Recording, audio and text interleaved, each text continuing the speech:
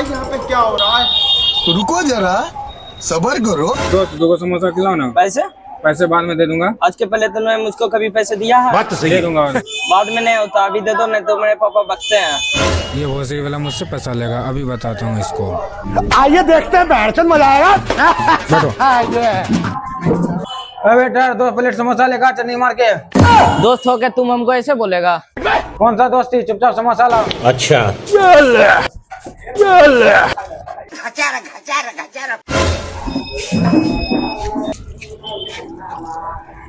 और अभी तो रुको, क्लाइमैक्स अभी बाकी है। भाई पैसा ही नहीं है।